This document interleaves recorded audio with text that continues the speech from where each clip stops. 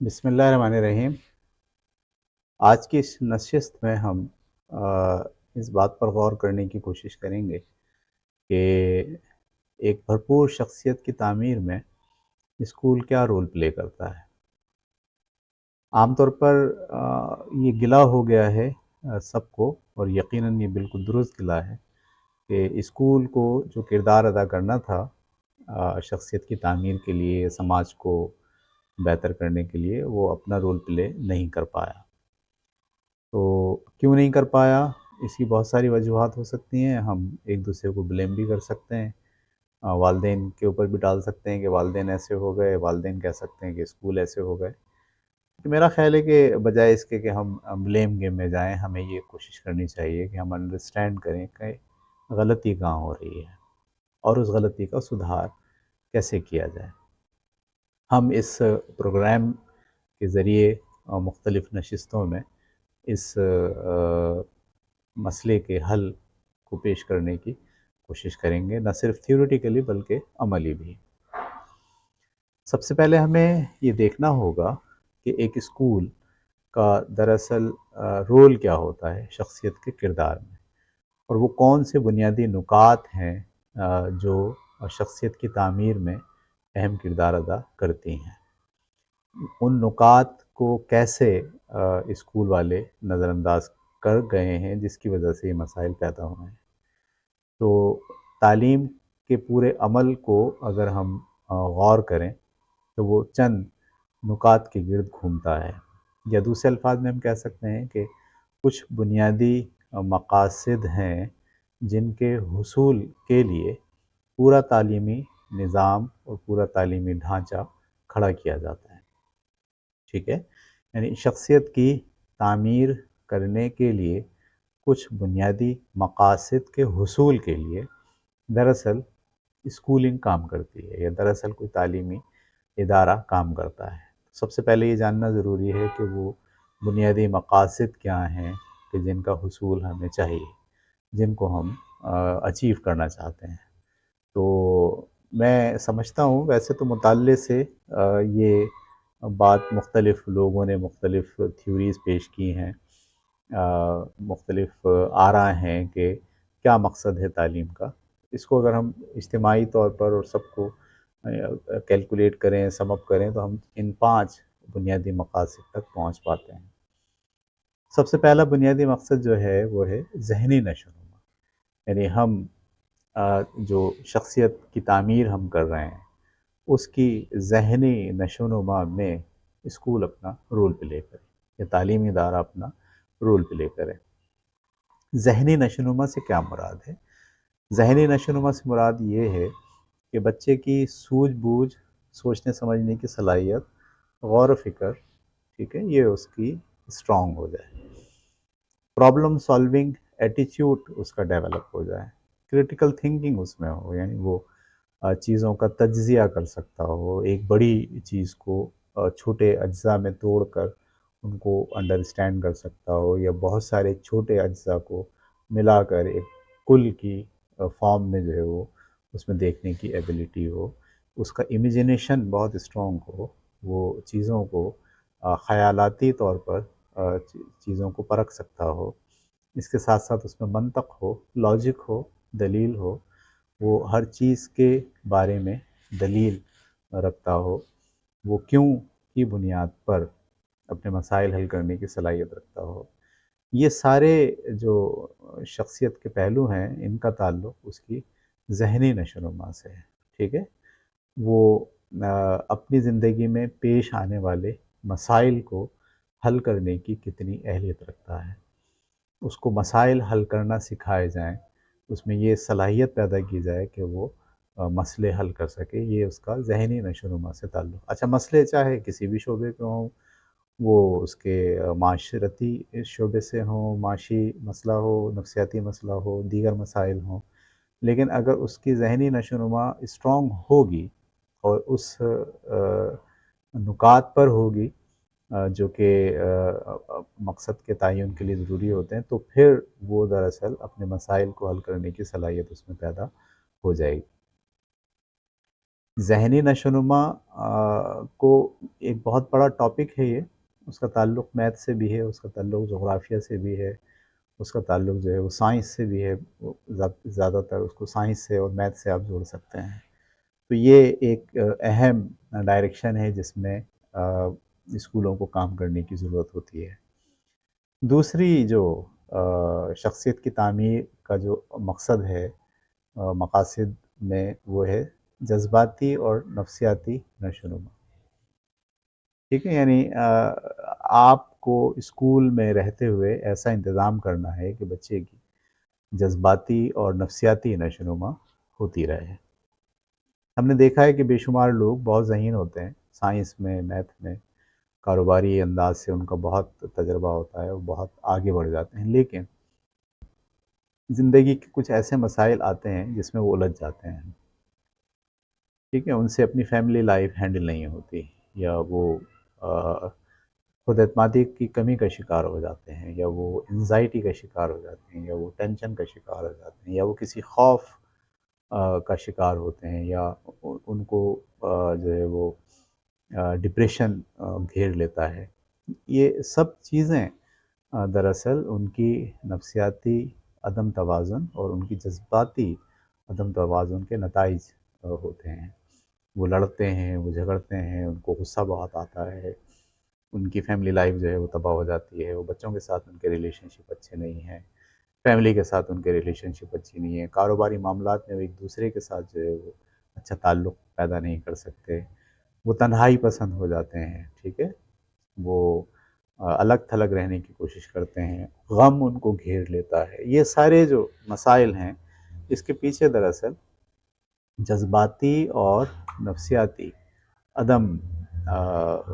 تربیت کی وجہ سے ایسا ہوتا ہے۔ تو بچوں کی شخصیت کو بنانے کے لیے یہ ایک بہت امپورٹنٹ پہلو ہے کہ بچے جذباتی طور پر اور نفسیاتی طور پر جو ہے وہ کسی بھی طرح کے عدم توازن کا شکار نہ ہو، بلکہ ان میں سائیکولوجیکلی بیلنس ہو اور ایموشنلی وہ بیلنسڈ پرسنالٹی تخلیق ہوں۔ اسکولوں کی ذمہ داری ہوتی ہے کہ وہ اپنے کام کے دوران، سرگرمیوں کے دوران، اپنے کریکولم میں، اپنے نصاب میں اس بات کا خیال رکھیں کہ بچوں کی جذباتی اور نفسیاتی تربیت وہ کرتے چلے جائیں ڈے بائی ڈے اور ایئر بائی ایئر۔ ٹھیک ہے، یہ دوسرا اہم پہلو ہے جس کا خیال رکھنا انتہائی ضروری ہے۔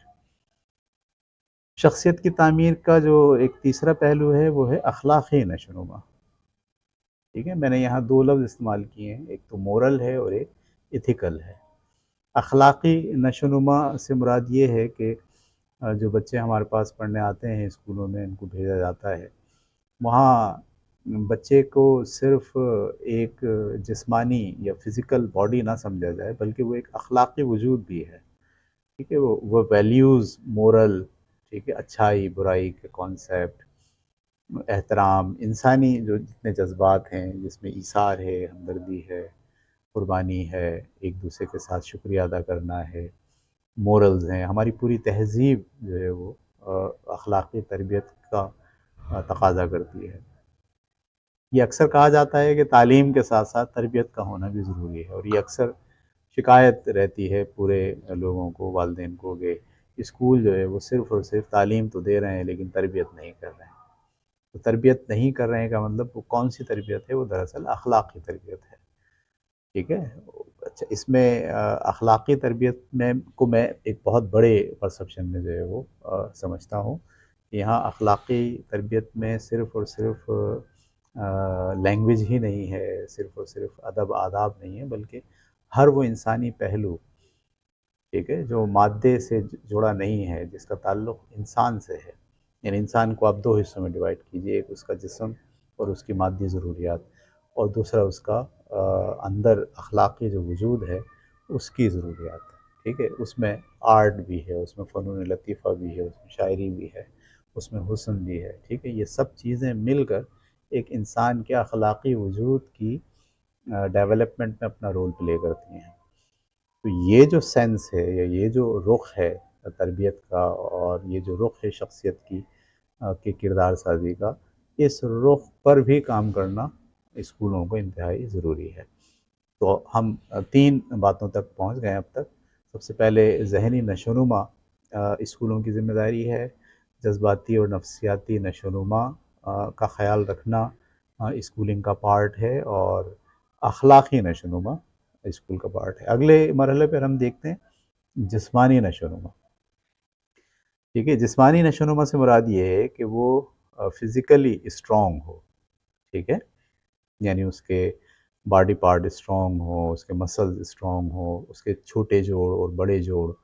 جو جسم کے اندر موجود ہیں ان کو اتنی پریکٹس کرائی گئی ہو کہ وہ فزیکلی اسٹرانگ ہو جائیں۔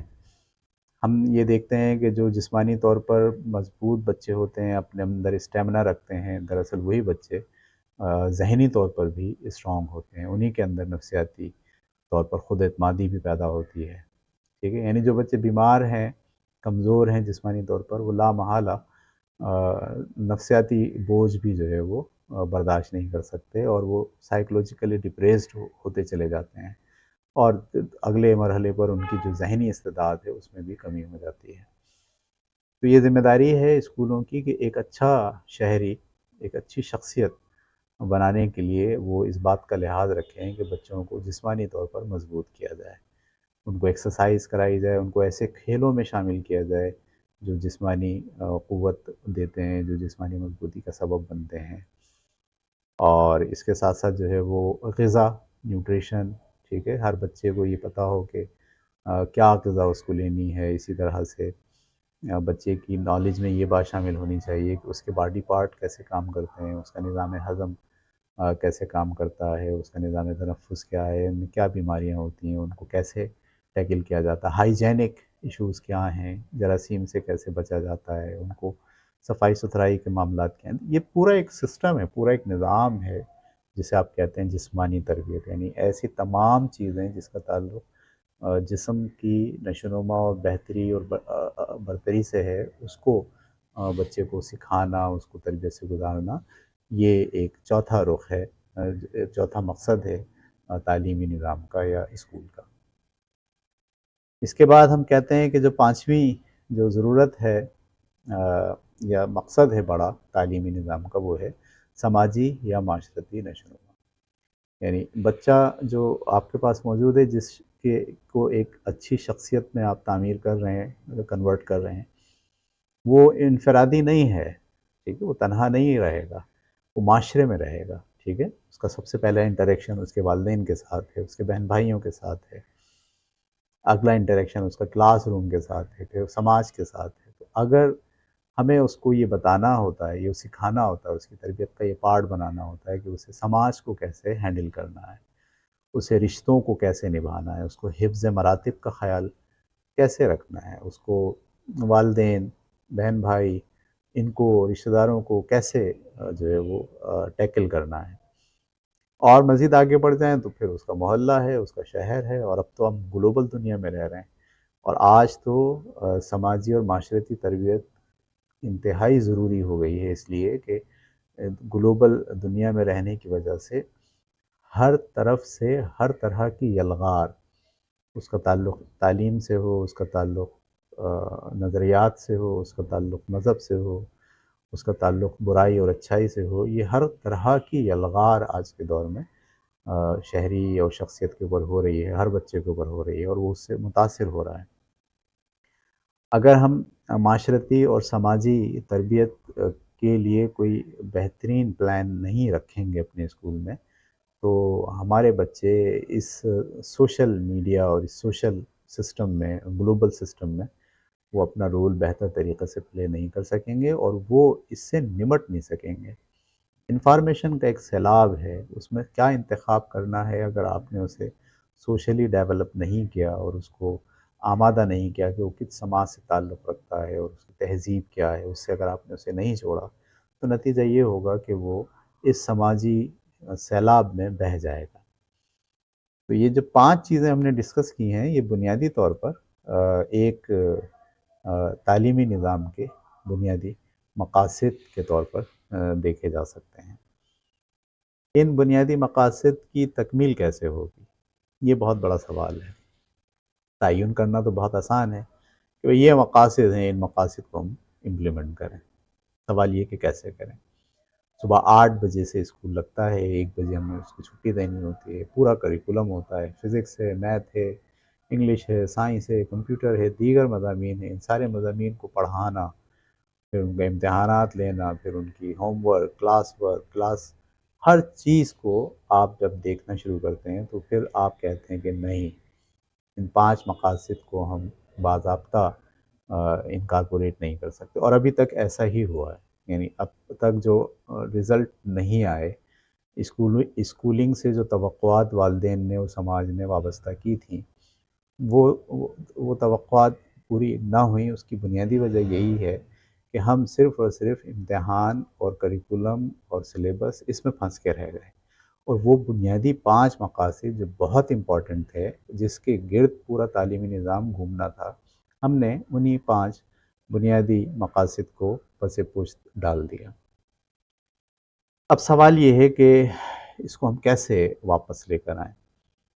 یہی ایک بہت امپورٹنٹ سوال ہے۔ میں اس نشست میں آگے چل کر گاہے بگاہے مختلف قسط کی شکل میں، مختلف پروگرام کی شکل میں اس بات کو ایلوبریٹ کرنے کی کوشش کروں گا کہ ان 5 مقاصد کو آپ کیسے اپنے کریکولم کا اور اپنے کو کریکولم ایکٹیویٹیز کا اور نان کریکولم ایکٹیویٹیز کا کیسے پارٹ بنا سکتے ہیں۔ میرے ذہن میں ایک آئیڈیل اسکول کا تصور ہے۔ یہ آئیڈیل ایسا نہیں ہے کہ ناممکن ہو، بلکہ یہ ممکن ہے۔ میں اس پر کافی کام کر چکا ہوں اور کافی چیزیں امپلیمنٹ سالوں سے کرتا آ رہا ہوں، لیکن اب میں اس کو ایک باضابطہ ایسی شکل میں کنورٹ کرنے کی کوشش کروں گا کہ جس سے سارے اسکول والے فائدہ اٹھا سکیں۔ اس کے لیے بہت سخت محنت کی ضرورت ہے، اور اس کے لیے ضروری ہے کہ کوئی مرکزی پلیٹ فارم ہو کہ جہاں پر ایک سے زیادہ لوگ جو ہے وہ ڈیولپمنٹ کر رہے ہوں، میٹیریل کی ڈیولپمنٹ، اور کیسے اس کو امپلیمنٹ کیا جائے گا۔ اچھا، امپلیمنٹ کرنے کا جو پورا خاکہ ہے وہ میں انشاءاللہ اگلی نشست میں آپ کے ساتھ ڈسکس کروں گا، کہ آپ صبح 8 بجے سے لے کے 1 بجے تک کے اسکول کے اندر رہتے ہوئے امتحان بھی لیں گے، کورس بھی پڑھائیں گے، اور ان 5 مقاصد کے تعین کو اور اس 5 مقاصد کے ڈے بائی ڈے جو ہے وہ گریجولی آپ ان کی تکمیل جو ہے وہ پوری کرتے چلے جائیں گے۔ میرے ساتھ جڑے رہیے، انشاءاللہ اگلی نشست میں ہم اس کو انٹیگریٹ کر کے اور اس کو چھوٹی چھوٹی چیزوں میں توڑ کے آپ کے ساتھ شیئر کریں گے۔ اب جب تک کے لیے اجازت دیجیے، اللہ حافظ۔